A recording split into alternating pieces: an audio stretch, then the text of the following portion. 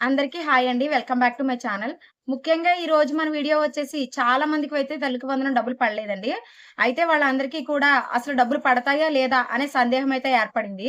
అయితే దీనికి సంబంధించి ఒక ఆర్టికల్ అయితే ఈనాడులో రావడం జరిగిందండి.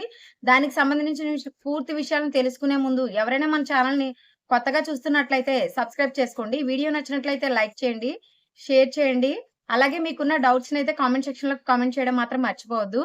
ముఖ్యంగా మనకి తల్లికి వందనం ఎవరికైతే పడలేదో వాళ్ళందరూ కూడా చాలా మంది ఎలిజిబుల్‌లో ఉన్నారండి.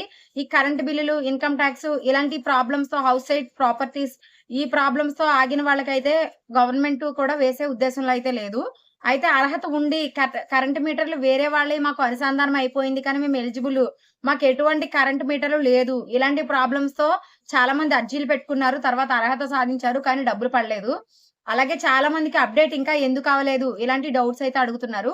అయితే మనకి కరెంట్ మీటర్ అయితే గనక అనుసంధానం అయినట్లు చూపిచ్చి, ఒకవేళ మీకు అనుసంధానం ఎటువంటి మీటర్ లేకపోయినా వేరే వాళ్ళ కరెంట్ మీటర్ మీకు అనుసంధానమైనట్లు చూపిస్తున్నట్లయితే, మీరు అర్జీ పెట్టుకుంటే గనక అది 6 నెలలు, 4 నెలలు అయితే టైం అయితే పడుతుందంటండి అప్‌డేట్ అవ్వడానికి కరెంట్ ఆఫీస్‌లో.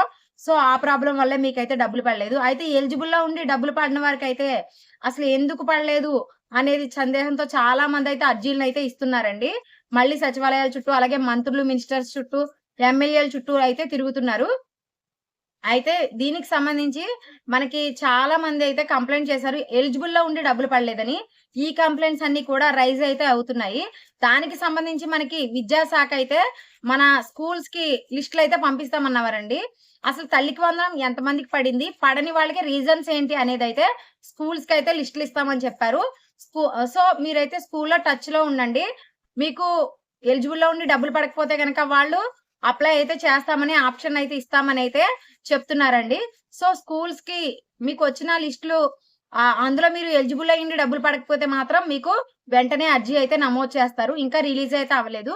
పంపిస్తారు ఈ మంత్‌లో అని చెప్పేసి చెప్పడం అయితే జరిగింది. సో, లిస్టులు రాగానే నేనొక వీడియో చేస్తానండి. అయితే ఆర్టికల్‌లో అసలేముంది? ఎంతమందికి పడలేదు? ఇది ఓన్లీ ఒక జిల్లా పేపరండి.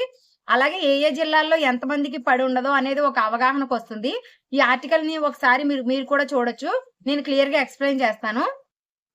ఇక్కడ మీరు చూసినట్లయితే అర్హులమే అయినా అందలేదని ఒక ఆర్టికల్ అయితే రావడం జరిగిందండి. ఇది తల్లికి వందనం సాయం కోసం వినతులు. అయితే చాలా మంది ఎమ్మెల్యేలకు, ఎంపీలకైతే ఇస్తున్నారు కదా! వినతుల్ని. వివిధ కారణాలతో తల్లికి వందనం లబ్ధి అందని వారు జిల్లాలో ఇంకా వందల సంఖ్యలో ఉన్నారు. వారంతా అనర్హుల జాబితాలోకి వెళ్లడంతో రోజు కార్యాలయాల చుట్టూ తిరుగుతున్నారు.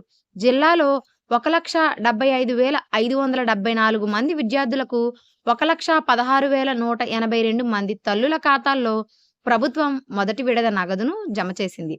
ప్రభుత్వం విడుదల చేసిన జాబితా ప్రకారం జిల్లాలో 41,703 మంది విద్యార్థులకు చెందిన 29,323 మంది తల్లుల ఖాతాల్లో నగదు జమ కావాలి.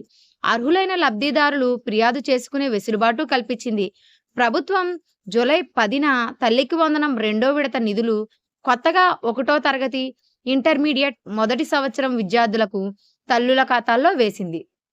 ఈ విడతలోనే మొదటి జాబితాలో అర్హులైన వారిని అర్హులుగా గుర్తించి లబ్ధి చేకూర్చింది. తల్లికి వందనం పథకం నగదు జమ కాలేదంటూ జిల్లాలో 37,888 ఫిర్యాదులు వచ్చినట్లు అధికారులు చెప్పారు. వీటిలో 976 ఫిర్యాదులకు సంబంధించిన అసలు జాబితాలో పేర్లే లేవు. అర్హులుగా గుర్తించిన 11,416 మంది చిన్నారులు తల్లుల ఖాతాలకు నగదును జమ చేయగా, ఇంకా 1,137 మందికి జమ చేయని పరిస్థితి ఉంది. 4 చక్రాల వాహనం, ఆదాయపు పన్ను, ప్రభుత్వ ఉద్యోగం, 300 యూనిట్ల పైబడి విద్యుత్ బిల్లు రావడం వంటి కారణాలపై వచ్చిన 4,262 ఫిర్యాదులు పరిశీలనలో ఉన్నట్లు సచివాలయ అధికారి తెలిపారు. ఏ ఏ కారణాలతో నగదు జమ కాలేదో తెలిపే జాబితాను ప్రభుత్వం పాఠశాలల వారీగా పంపనుందని జిల్లా విద్యాశాఖాధికారి నారాయణ గారు తెలిపారు. ఉపాధ్యాయులను వివరాలను పరిశీలించి తల్లిదండ్రులకు కారణాలను తెలియజేసి వీలైనంత తొందరగా సవరించి జాబితాను విద్యాశాఖకు తిరిగి పంపాల్సి ఉంది. చూశారు కదండి. పెంటపాడు మండలానికి చెందిన పరిమెళ్ల గ్రామానికి చెందిన రంగు ఉషా కృష్ణదుర్గకు 2 కుమారులు. తల్లికి వందనం పథకానికి ఆమెకు అర్హత ఉన్నా బ్యాంకుకు నగదు జమ కాలేదు. చూసారు కదా! లిస్ట్‌లో అయితే స్కూల్స్‌కొస్తాయండి. ఆ స్కూల్స్‌లో వచ్చిన లిస్టుల్లో మీ పేర్లు ఏ కారణంతో పడలేదో చెక్ చేసుకొని మీరైతే ఒకసారి అర్జీ అయితే పెట్టుకోవడానికి ట్రై చేయండి. Thanks for watching. బై.